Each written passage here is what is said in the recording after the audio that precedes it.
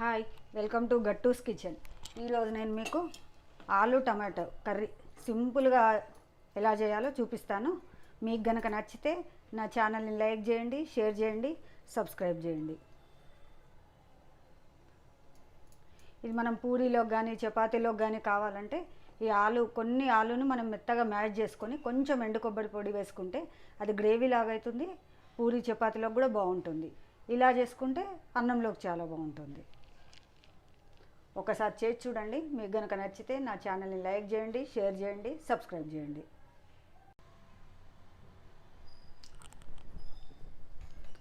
ఒక 5-6 స్పూన్లు నూనె వేసుకొని నూనె వేడెక్కగానే ఒక అర స్పూన్ ఆవాలు, అర స్పూన్ జీలకర్ర వేసుకోవాలి. చిటపట్లాడగానే ఒక మీడియం సైజ్ ఉల్లిపాయ వేసుకోవాలి. వేగగానే ఒక అర స్పూను అల్లం వెల్లుల్లి పేస్ట్ వేసుకోవాలి.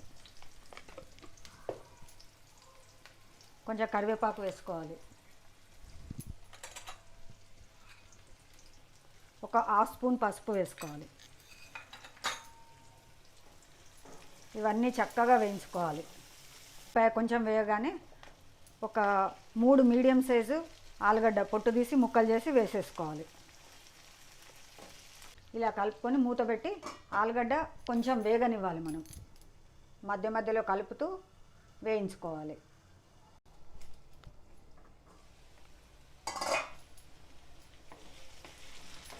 ఒక 10 నిమిషాలు ఇలా మగ్గాలి. ఆలుగడ్డ కొంచెం వేగాలి, మరీ మెత్తపడిపోక్కర్లేదు. ఇలా కొంచెం కట్ చేస్తే కట్ అవ్వాలి. అప్పుడు ఒక 2 టమాటోలు ఇలా కట్ చేసుకొని వేసుకోవాలి.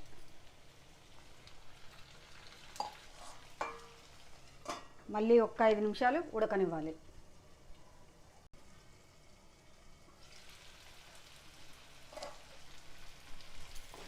ఒక 5 మినిట్స్ మనకి ఇలా వేయించుకున్నాం కదా. ఇప్పుడు ఇందులో ఉప్పు కారం వేసుకోవాలి.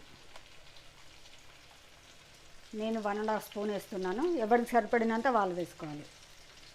నేను ఉప్పు కారం కలిపిందే ఉంటుంది, నాకు 2 కలిపి పెట్టుకుంటాను.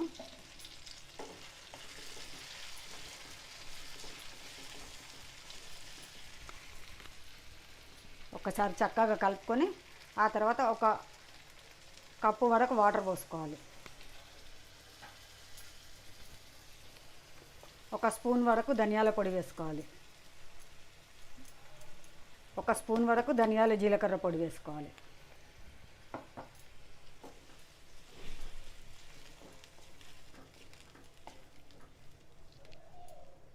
ఇవి ఇలా చక్కగా కలుపుకొని మూత పెట్టేసి మనం ఆలుగడ్డ మెత్తబడే వరకు ఉడికించుకోవాలి.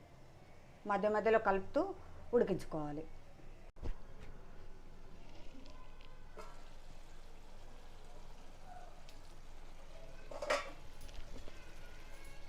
ఇలా ఒక 10-15 నిమిషాలు మనం సిమ్లో ఉడికిస్తే ఇలా పైకంతా నూనె తేలుతుంది, ఆలుగడ్డ ఇలా ఉడుకుతుంది. ఇప్పుడు ఇందులో కొంచెం కసూరి మెతి ఒక పావు చెంచా వేసుకోవాలి. కొత్తిమీర వేసుకోవాలి. ఇదంతా చక్కగా కలుపుకోవాలి. ఇలా చక్కగా కలిపి మూత పెట్టేసి స్టవ్ ఆఫ్ చేసుకోవాలి. ఇది ఒక 2-3 మినిట్స్లోనే మనం వేరే గిన్నెలోకి తీయాలి. ఎందుకంటే ఇది ఇనుప మూకుల్లో చేశాను, టమాటో వేసాను. మనం 2-3 మినిట్స్ కాగానే మనం తీయాలి. ఆ కసూరి మెతి అనేది దానికి కొంచెం మసాలా పట్టేసుకుంటుంది కదా, అందుకోసం 2-3 మినిట్స్ ఉంచి ఆ తర్వాత మనం వేరే గిన్నెలోకి మార్చుకోవాలి.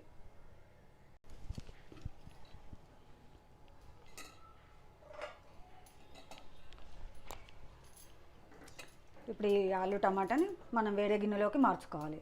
ఆలు టమాటో కర్రీ రెడీ అయిపోయింది. చాలా సింపుల్గా అవుతుంది, చాలా రుచిగా కూడా ఉంటుంది.